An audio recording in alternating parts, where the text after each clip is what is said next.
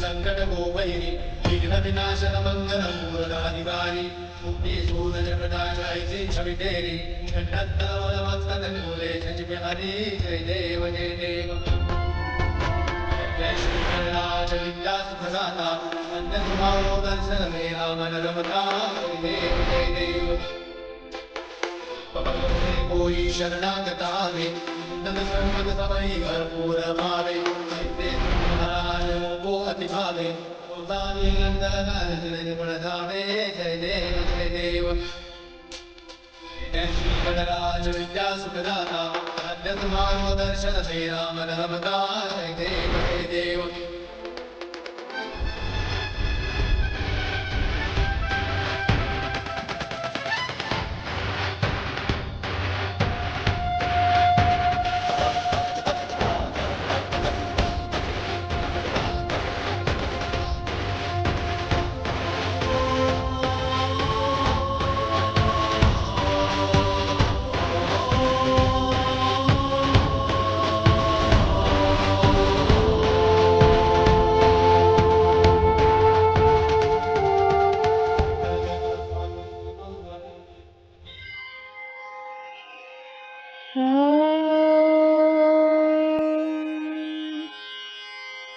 लंबोदरं परमसुन्दरमेकदन्तं रत्नाम्बरं त्रिनयनं परमं पवित्रम्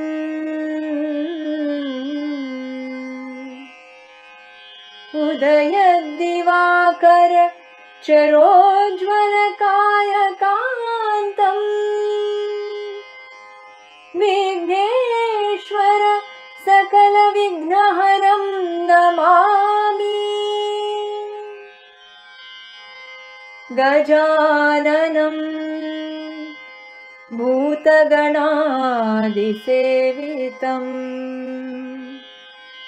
कपित्तजम्बूफलसारभक्षितम् उमासुतं शोकविनाशकारणम्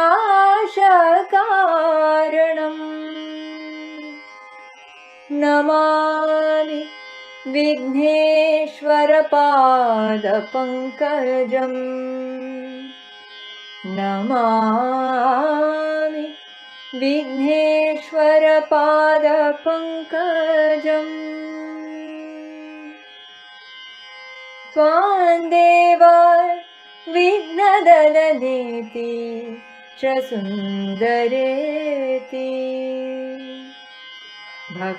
भक्तप्रियेति सुखदेति फलप्रदेति विद्यादेति अद्य हरेति च मे स्तुवान्तम् तेभ्यो गणेश वरदे भव नित्यमेव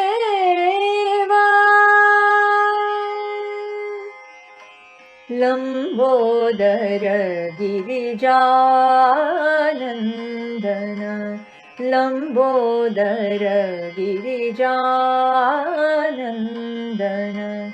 पूर्ण करे मन कामना लंबोदर गिरिजानन्दन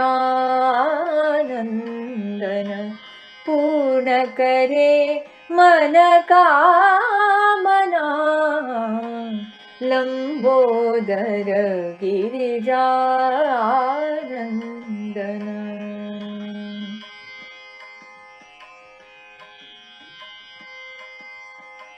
विघ्न विनाशक विघ्न निवारण विघ्न विनाशक विघ्न निवारण विद्यादायी गजानना विघ्न विनाशक विघ्न निवारण विद्यादायी गजानना लंबोदर गिरिजानंदन पूर्ण करे मन कामना Lambodar Girijanandan.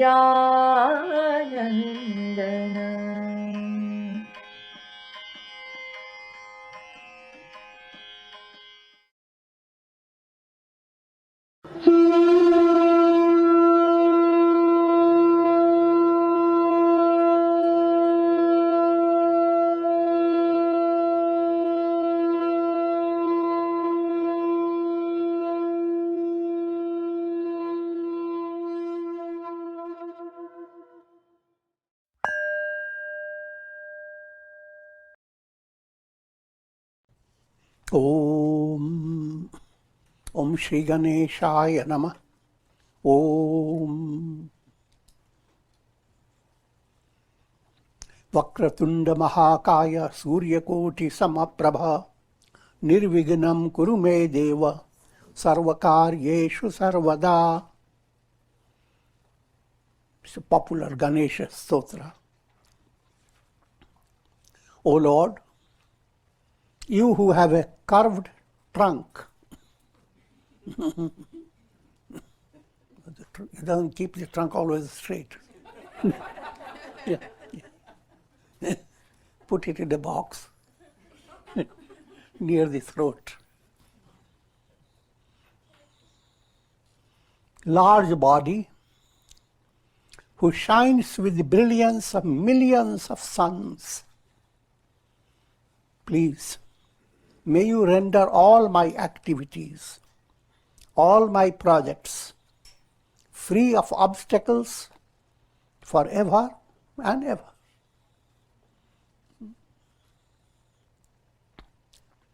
I'll go into deeper meaning. We give you another stotra.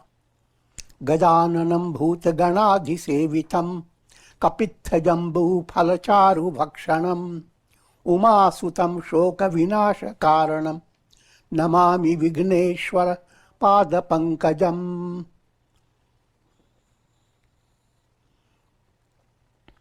I adore the lotus feet of Lord Ganesha, the son of goddess Uma, the remover of obstacles, destroyer of grief, who is attended on by the Bhut Ganas, the deities presiding over the elements, who is the eater of the delicious kapitha and jambu fruits. One fruit is very sweet, another fruit is little bitter type, but very tasty. They are symbolic of raga dvesha, likes and dislikes. I will give you deeper meaning soon. Who is the revealer of truth? That's the meaning behind it, the essence of raga dvesha. Phalacharu bhakshanam. He is the eater of those fruits.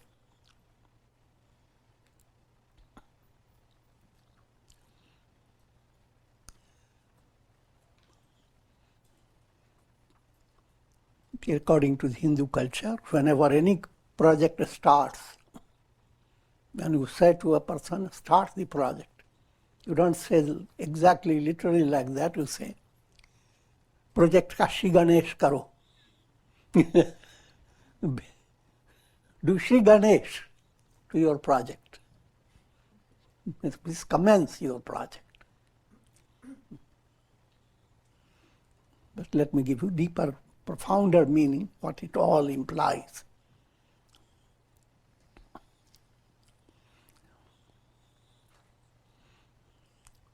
But before that, let me give you another story of how Ganesha's form came to exist. Parvati Devi,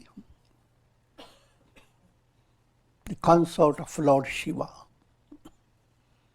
is symbolic of Prakriti Devi. You must realize Brahman and Prakriti, God at the highest, both father and mother. The father aspect is called Purusha, mother aspect Prakriti. And God is described half male, half female, with perfect precision, 50%. Ardhanarishwar. Says that I would use the term ardh, exactly half. That means depends upon your mind, whichever way you turn, God as father or God as mother. Or in the morning father, in the evening mother. Then we absolutely both are just one, as they say. If the father doesn't do it, turn to the mother.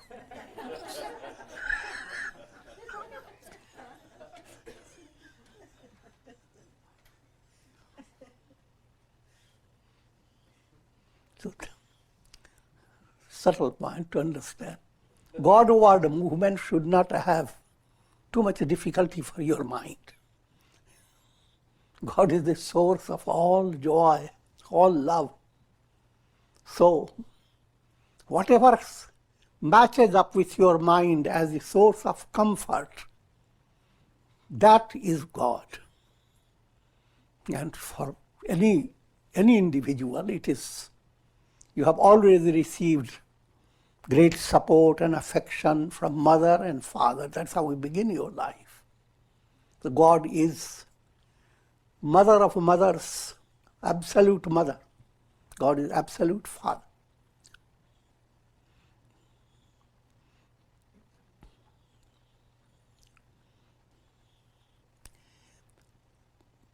Same God is being presented as Lord Ganesha. Ganesha is Saguna Brahman.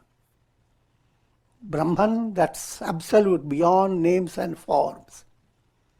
But in your worship movement, a symbolic form is presented to your mind.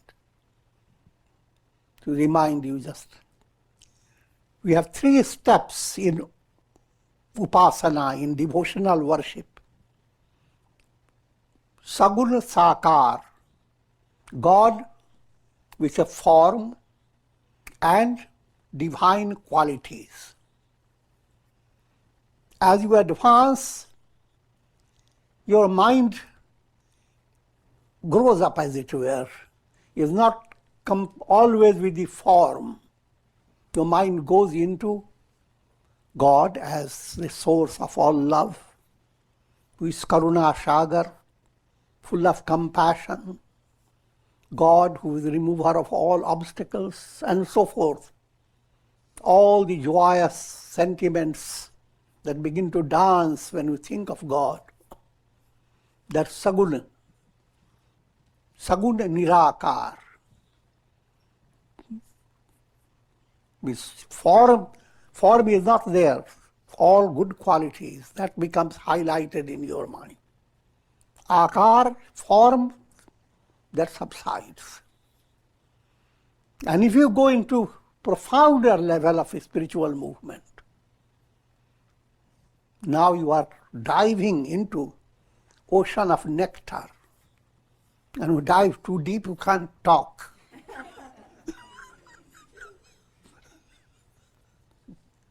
You will get suffocated. Nirguna Nirakar. All form and qualities, attributes, all move away. Your mind simply dives into mystic silence. So these are 3 major steps. And In practice, you must keep all the three steps before your mind. And try getting into any one of those steps or all the three steps, or to whatever degree you can advance, keeping that in view. Mystical story is there that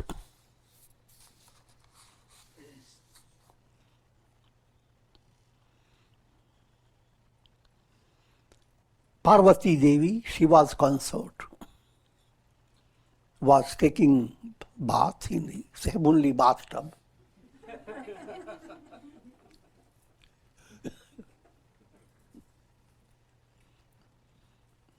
And being very spiritually fashionable, applying beauty ointment all over her body.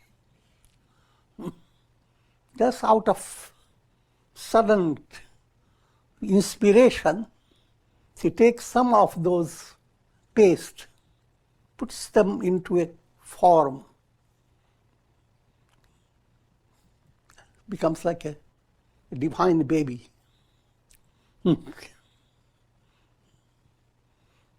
And breathes into that form life. And asks, and that he becomes Ganesha. At this time, no name has been given. But that divine baby,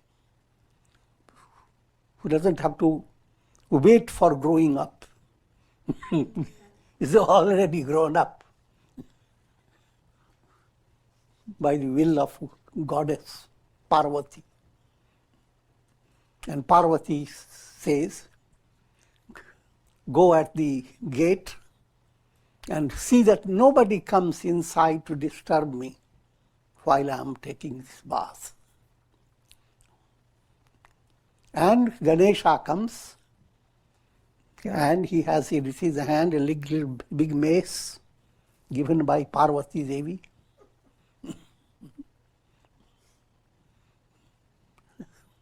And the Purana goes on giving you many spicy stories.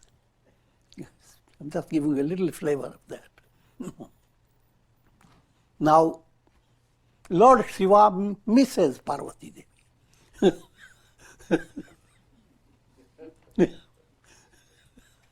So, he sends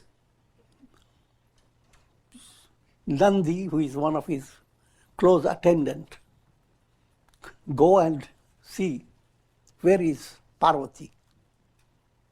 Nandi goes there and simply wants to go inside because he had always all access. But Ganesha stops him. And Nandi had not seen any baby before like that. So,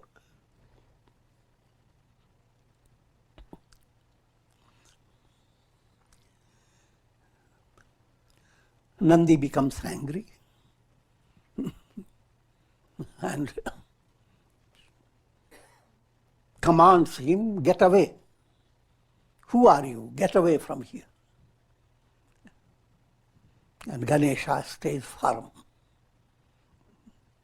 And Nandi tries to enter, and he gives him one little big mace. And Nandi runs back to Lord Shiva. And Lord Shiva becomes very angry. This time he sends many more attendants. They all go, lots of them, to drive that mad kid.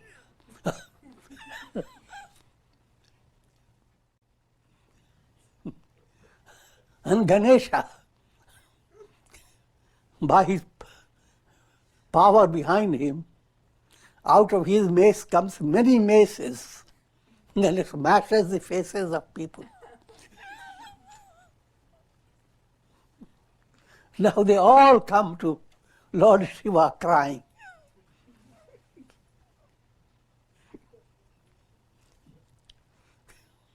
Puranas go on building up this story.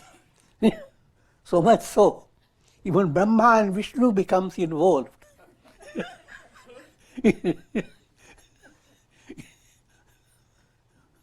In removing this haughty or naughty person.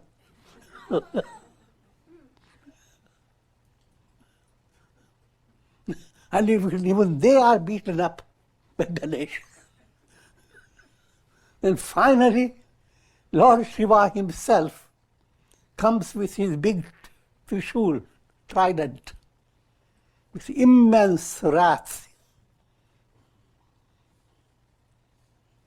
and asks that boy, move away. Don't you know who am I? He said, I don't care. I know. My mother is there, my mother has commanded me, and I wouldn't let you go, no matter who you are.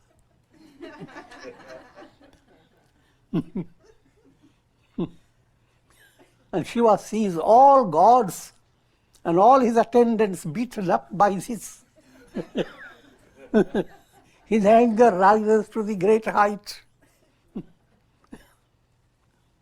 And he thrashes out his trishul, and the neck of Ganesha is chopped off.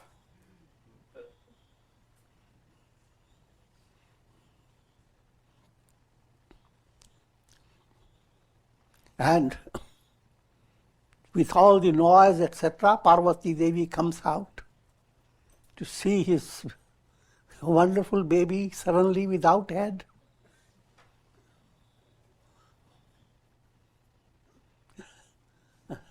And she assumes terrible wrath and great Shaktis, powers begin to emerge from her personality. And the whole universe was at stake to be destroyed by her anger.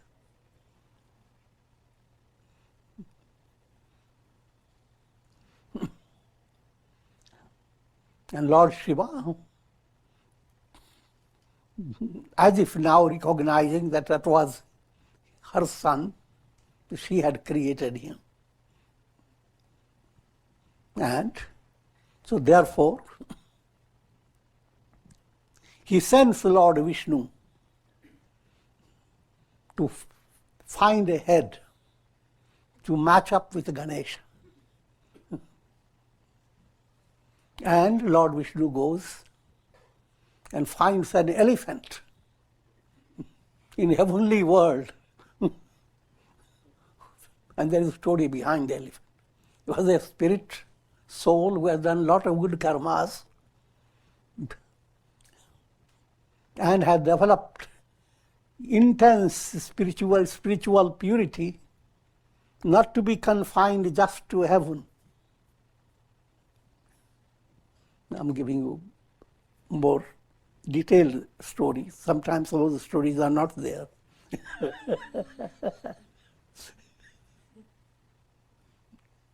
So, that elephant had two heads. Or the two different stories. Lord Vishnu chops off his head and another head emerges. So the elephant is not hurt. Rather, he is more fulfilled. Not being in heaven is ordinary fulfillment.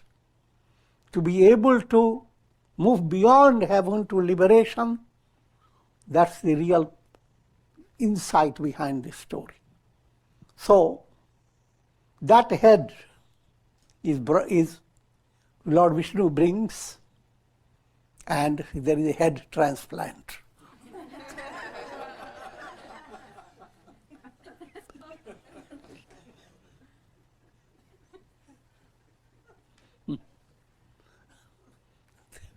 An elephant head,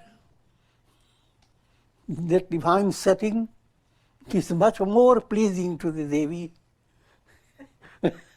And all are so enchanted by the form of Ganesha. They all worship him. That's how the story has started. Subtle meaning behind it. Parvati Devi is Prakriti, all the source of entire creation.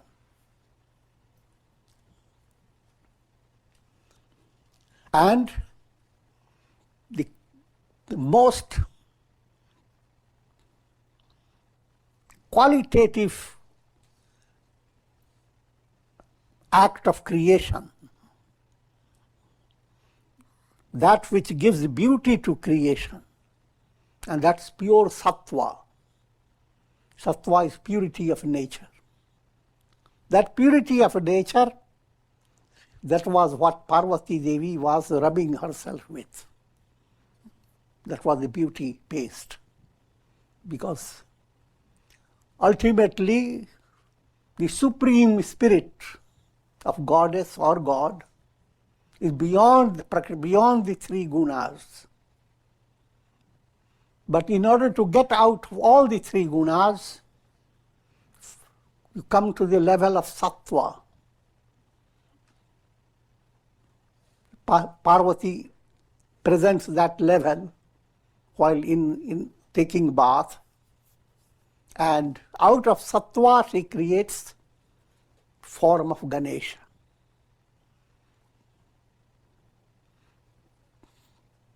What the scripture calls sattva patti, mind becomes filled with sattva. Then Ganesha emerges out of it. Now the Ganesha that emerges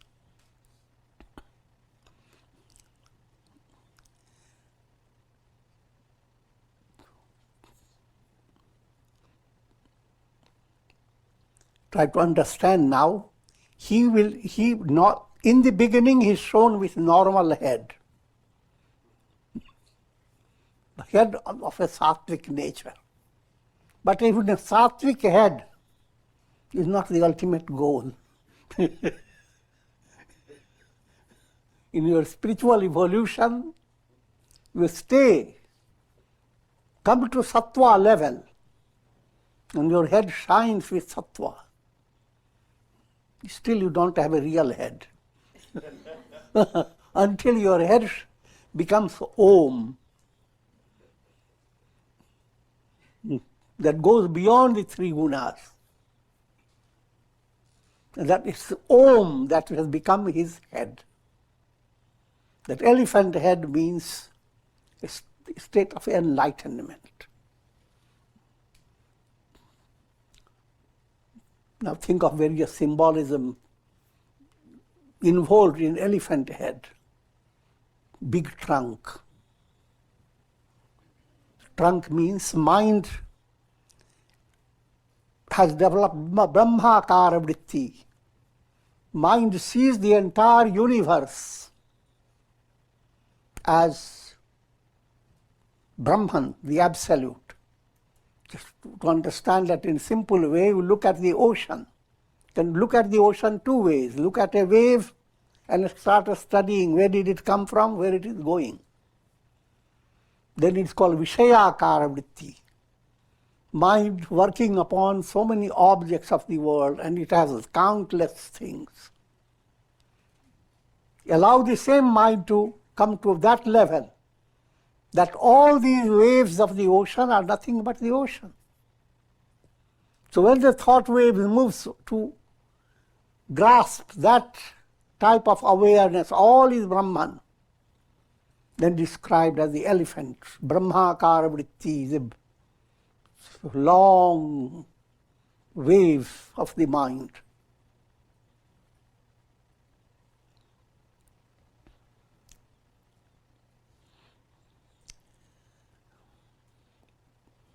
And in storyline, I will tell you soon about that also. Instead of two tusks, Ganesha ends up with having only one tusk.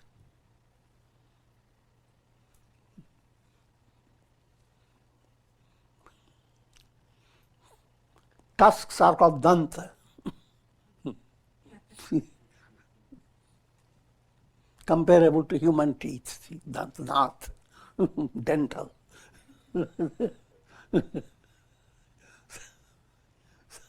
One tusk, Ganesha becomes one tusk, and I'm going to tell you how it becomes, but mysteries behind it. That head of Ganesha is not in the stage of duality. It is in the state of non-duality. All is Brahman. Brahman alone exists. Then you have become Ekadanta. In order to become Ekadanta, study Vedanta.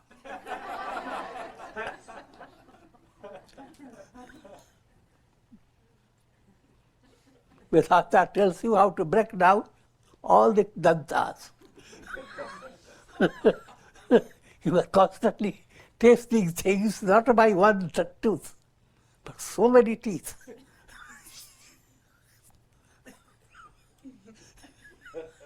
You are tasting the world in so many ways. To understand the three stages of the world: physical reality, world of your sentiments, and the world of understanding. And all these tastes, if you are not on the spiritual path, they are leading your soul into karmic bondage, cycle of birth and death. There are lots of torture and pain. So remember, all these, mystically speaking, all the teeth that are giving you all these tastes, break them up.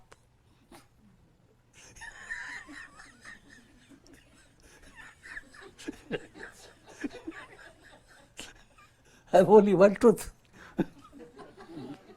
Tooth that leads you to truth.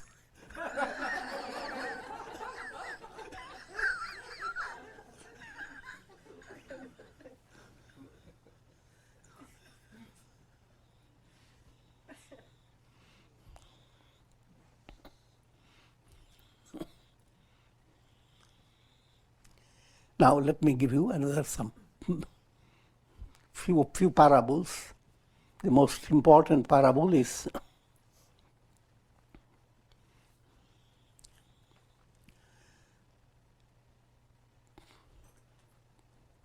Ganesha is described as is fond of modak. Modak implies laddus, see, very sweet laddus. Modak Priya. But try to understand in a mystical way, because all the stories you read of the scriptures, they are all allegorical. Not a single story is a real story happening somewhere in heavenly palace. They are all allegorical. And they are meant to give you spiritual insight, because that's the story is told that way is enjoyable to your mind. That itself is a modak, sugar coated.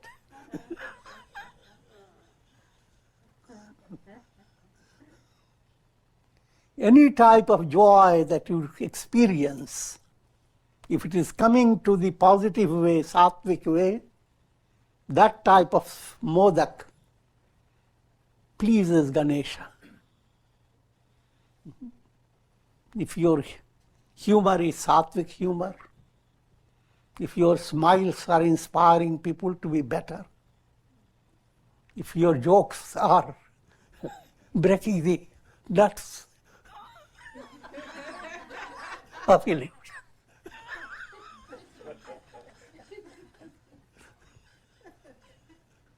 it's called bodhad.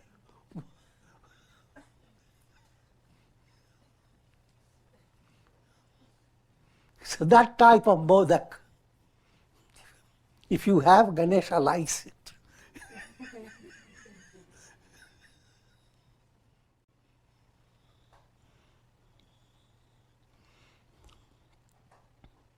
So, coming back to the story,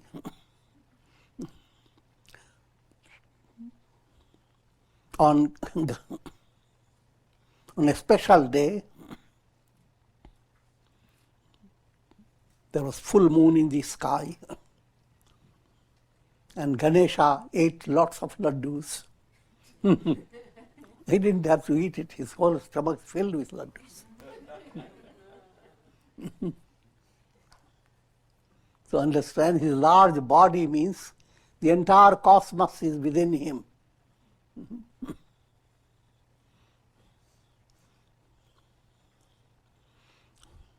And to control his belly, he uses snake, Kundalini Shakti. The entire Kundalini Shakti he uses as a belt.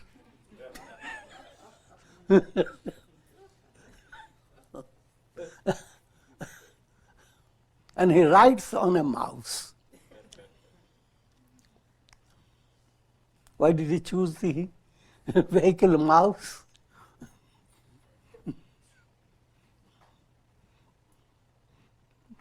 Mouse has a lot of subtle implications.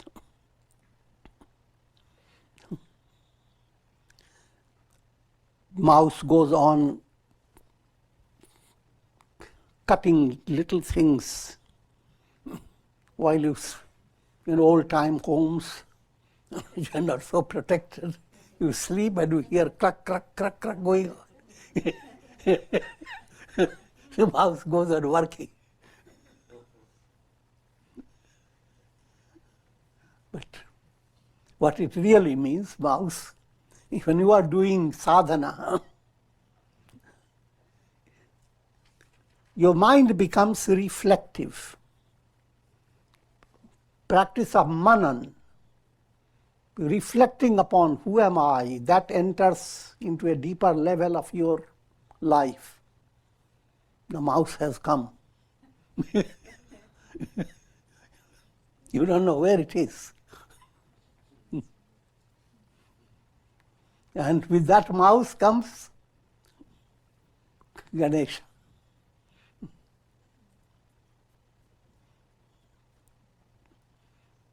Very simple way to understand. Ganesha's head is the elephant head. The elephant head is the biggest head that you can get. That's the allegorical way to understand.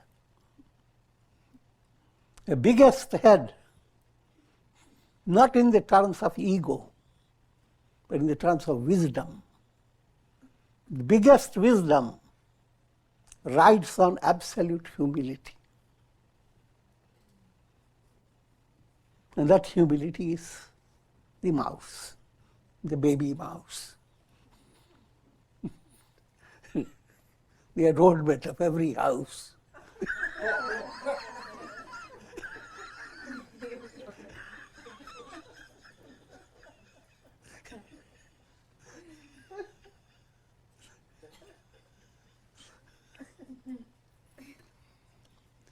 So Ganesha, riding on the mouse, passes through a little beautiful grove.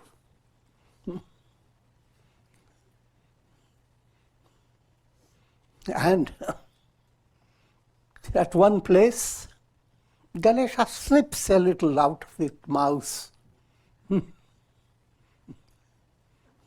And the moon god from up there laughs.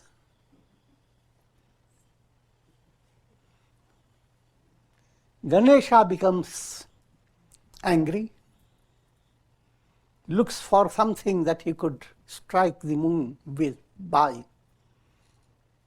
Not finding anything, he breaks his own tusk and hurls that tusk against that moon.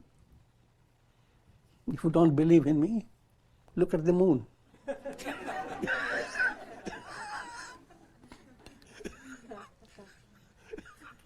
those marks.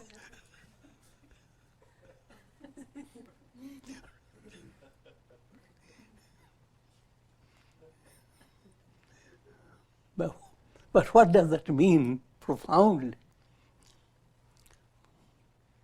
In this context, moon symbolizes worldly happiness, mundane joy, not happiness that can lead you to liberation. Because all this shine that comes from the moon is not the moon's. The moon pretends to be a shining source. The reality behind the moon is the sun. When you go after worldly pleasures, which are not realities, it's just like you are trying to capture happiness by allowing a plate of little water catching the moon in it. Seems quite kiddish. But that's the predicament of the whole masses. Millions of people striving to be happy in the world. And that happiness that's coming to them is not from the sun, from the moon. Illusion, which will make them lunatics.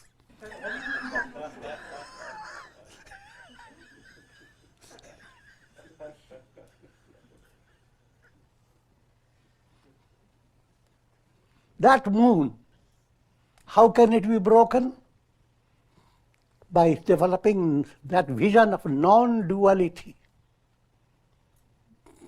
That knowledge of non-duality as if it smashes the pride of the moon. The moonshine is no longer viewed as desirable.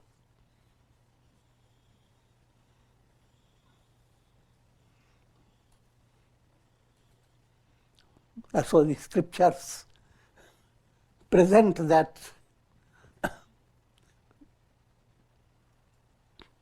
type of teaching in an allegorical way. People look at the moon and they remember the story. Look at the little marks within the moon and they remember Ganesha. And in that story, there's something else has been added. A psychological trick of negative advertisement. On Ganesh Chaturthi day, you should not look at the moon. You will get into trouble. And that trouble can be remedied only if you get into a story of Krishna.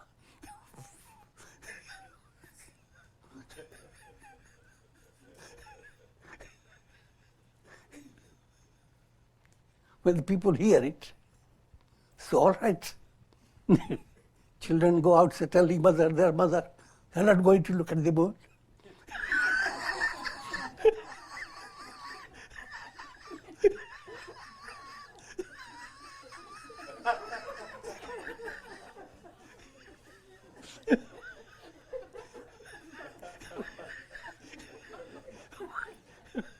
But the more they try not to look at it,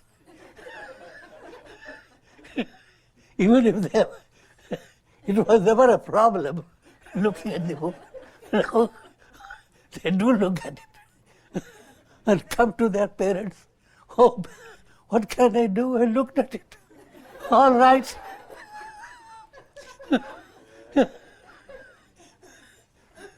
Bring Srimad Bhagavad Puran.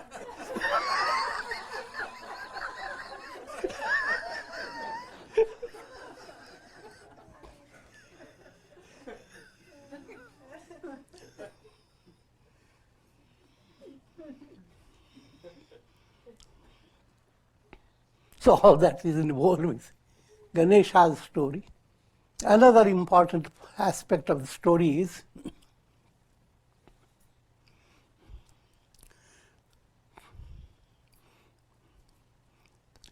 with so many gods, question arose, who is to be worshipped first?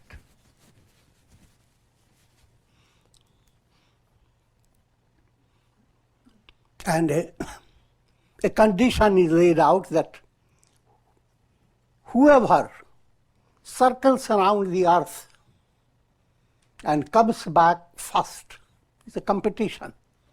All have to go out. The actual story is circle around the whole universe and come back.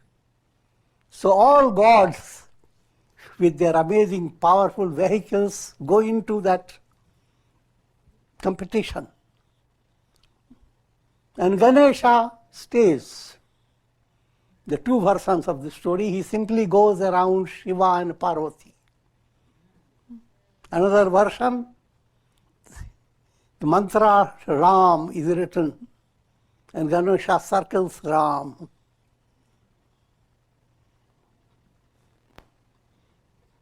And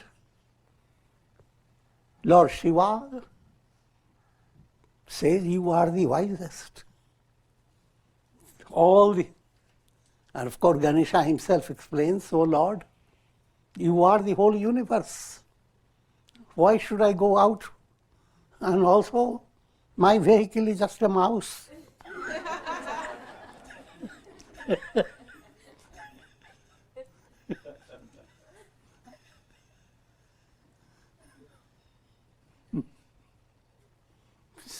Simple moral behind it.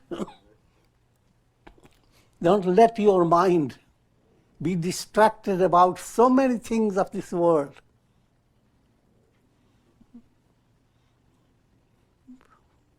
Dive into your mind by mauna, silence. Let your spiritual journey be on the mouse of mauna, mouse of manan. That journey will give you real success, because Ganesha is coming with his elephant head. To go into more details of his head, he has flapping ears. That means he hears everything.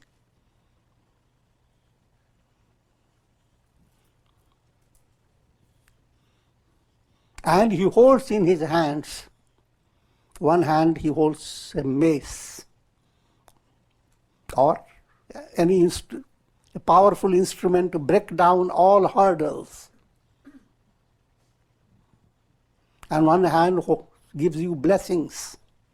Different pictures bring out different implications.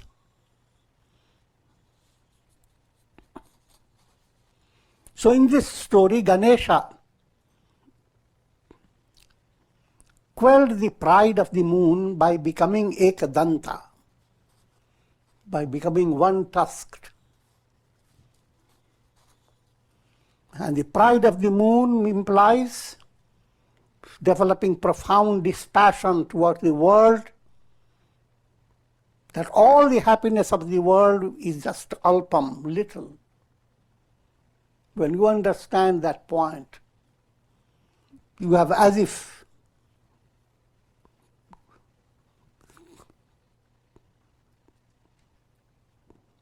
given a injury to the moon that symbolizes worldly pleasure.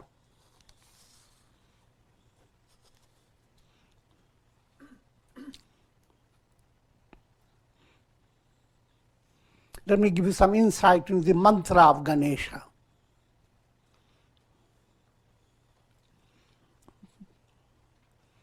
Om Shri Ganeshaya Namah.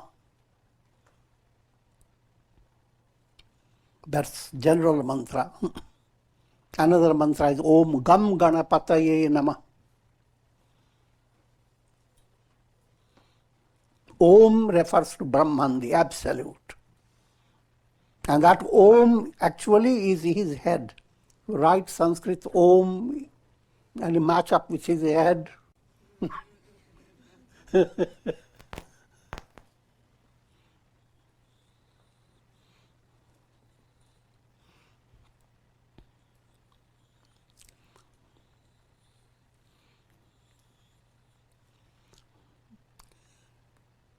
Shri relates always as a reverential mantra, belongs to Goddess Lakshmi, Goddess of prosperity, invoking the divine source for developing divine virtues.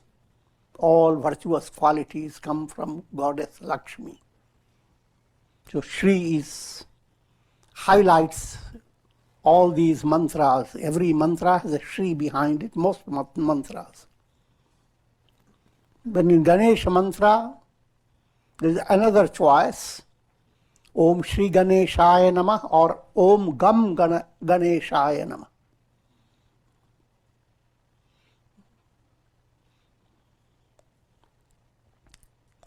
Ga relates to Gati. Gati means movement. How you are progressing and to where are you going. Ga is going.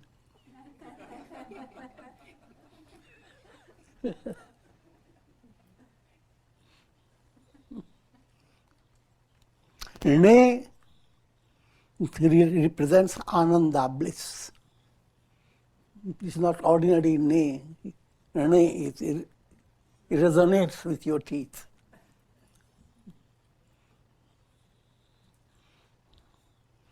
And that type of N is used with Krishna. The gati that is leading you to absolute joy. Ganesh. And this is the Lord who directs the soul on the path, the right path leading to absolute joy. That Lord is Ganesh.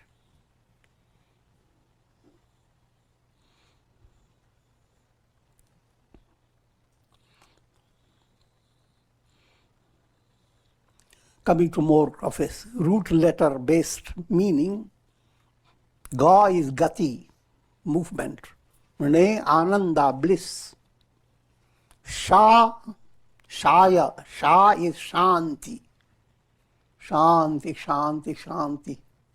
When you attain that joy, your Gati leads you to bliss.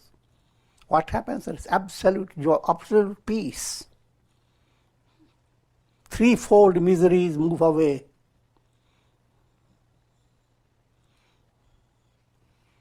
And where does it happen? Ya is your heart, Hridayam. In your own heart, you have this yummy sensation, yummy experience, absolute fulfillment. Namah means negation of me and mineness. As a result of that realization, you are not bonded with your illusory ego and illusions about me and mine. And that's the goal of life. As long as you are bonded with me and mine, it's like a monkey on your head. You are not yourself.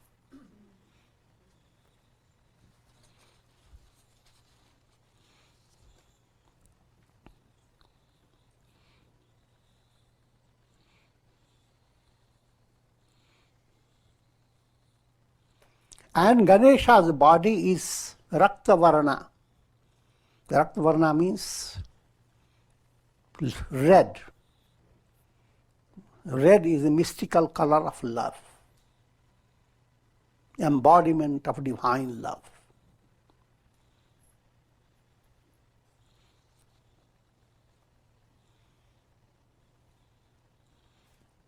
And Ganesha is not single.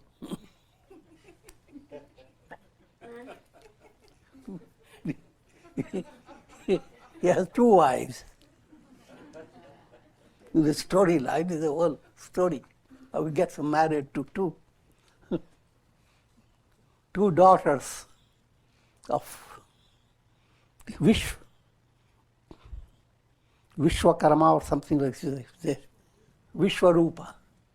Vishwarupa is the deity behind the whole universe. And daughters are Buddhi and Siddhi. Buddhi is pure intellect. And Siddhi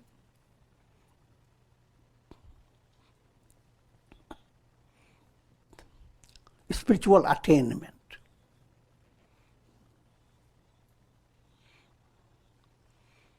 And through these wives, Ganesha has two sons.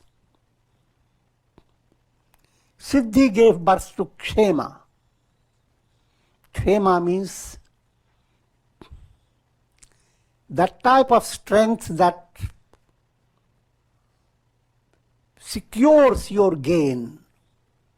Whatever gain you have, normally you gain it, but then you lose it. Then you gain it again and then lose it again. That's the gain in the world. But now in spiritual movement, if you have come to a certain step in a positive way, there is no way you can go backward. The only choice is go up and up. When that type has developed, that's called Kshema. Doesn't allow you to go backward.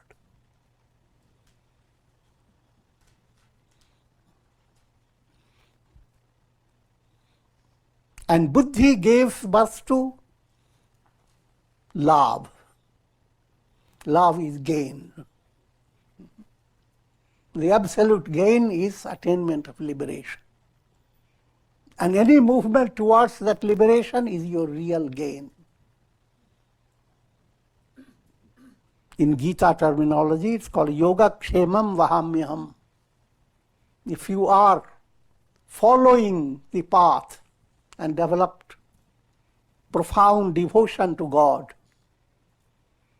then your mind does not go through all the anxieties and worries, leaves all this in divine hand. And divine hand takes care of yoga things that you don't have. Divine source will bring that to you. And kshema, when things come to your hand, then you get into more worry, how to protect it. But divine source protects it as well. Yoga, kshema, both aspects together gives you a great definition of divine success in life. They are the sons of Ganesha and the wives of Ganesha, Buddhi and Siddhi.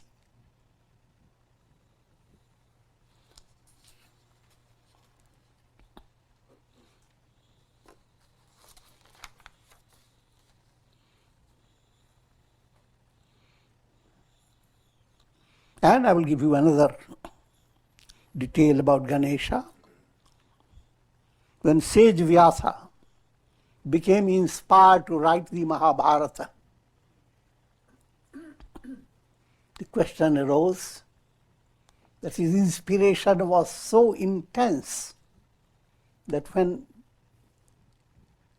ideas came to write poetry, so many bunches of poems came into his mind, and he was not so accomplished with writing everything. I'm joking. So he found a shorthand writer. He had to question. And he figured out Ganesha will be the best one. So Ganesha was invoked, and Ganesha came on his mouse button.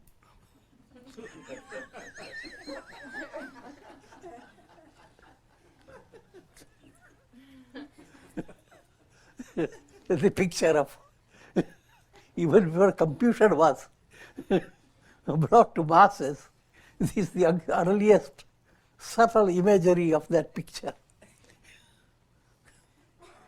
Mystic computer Ganesha with a mouse button.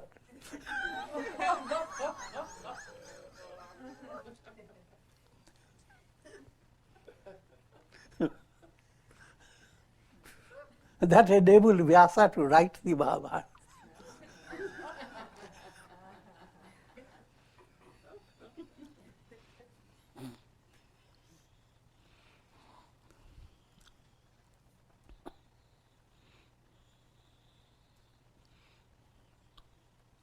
Now there are different names of Ganesha. He's called Ekadanta, one-tusked. He's called Gajak, Karana, elephant ears, flapping ears. He's called Vigna Nashak. Vigna means obstacles.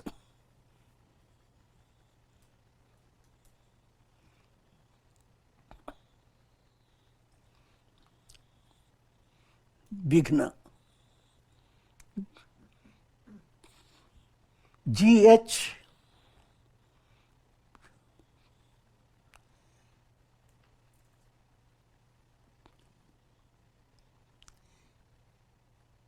is symbolic of the illusion of a residence. Grih, ghar. You want to have the residence, rest, absolute rest. But something comes that doesn't allow you to rest.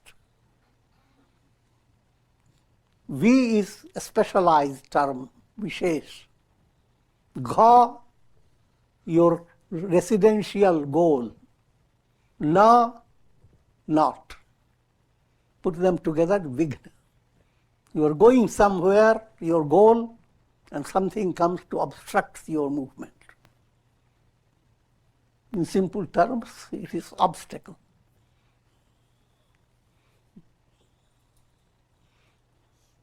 And Ganesha removes obstacles. In yogic literature, you will read more about Vigna, obstacles in your spiritual movement. Obstacles are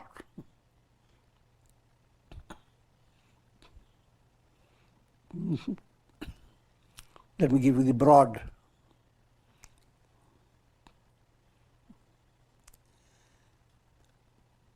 Pramad,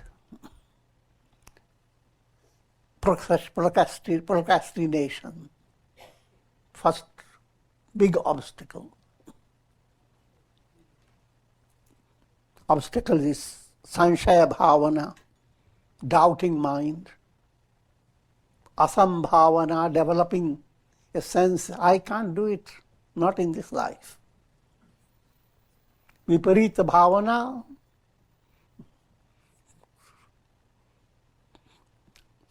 self-realization is wonderful. But you have not fully understand it. Your mind has a different picture of self-realization.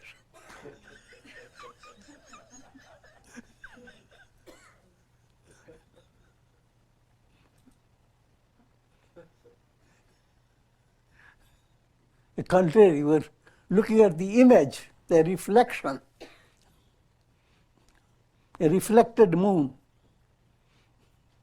and developing the idea, oh, I have found the moon right in my house.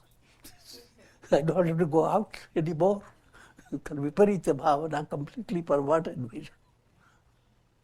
All these are obstacles. Then there is laya. Your mind thinks it is doing meditation, but it is simply relaxing and sleeping.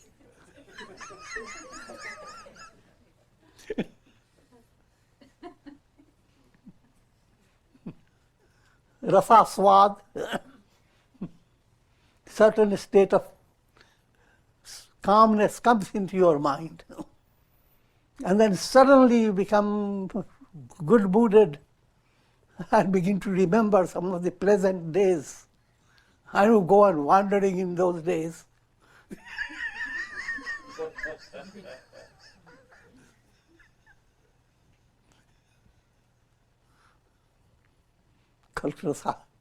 Swad and kashaya. All these are obstacles, and there are all types of obstacles. There are countless obstacles, and when you become devoted to God, and Ganesha picture of Ganesha and his role is a wonderful guidance given by scriptures. And God playing the role of putting you on the straight path and securing you from all obstacles. Once you have that, you have the greatest blessing that you can ever get. Om Shri Ganeshaya Namah. And with this I will conclude. May you all enjoy the blessings of Shri Ganesha. Tom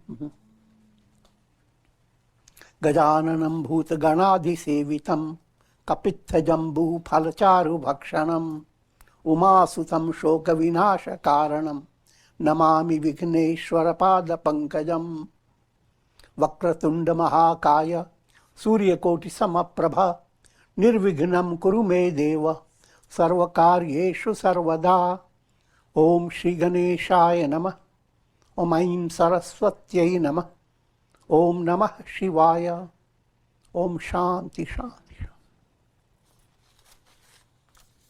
And I offer prayers for health, happiness, harmony, peace, all divine blessings for all of you and for the well-being and harmony and peace all over the world.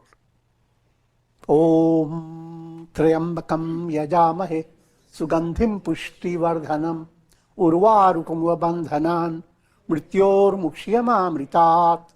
Om Sarve Bhavantu Sukhina Sarve Santu Niramaya Sarve Bhadrani Pashyantu Ma Kashchid Dukha Bhag Bhavet Asato Ma Sadgamaya Tamaso Ma Jyotirgamaya Mrityor Ma Mritam Gamaya. Om Purnamadaha Purnamidam Purnat Purnamudachyate Purnasya Purnamadaya Purnamevavashishyate. Om Shanti Shanti Shanti.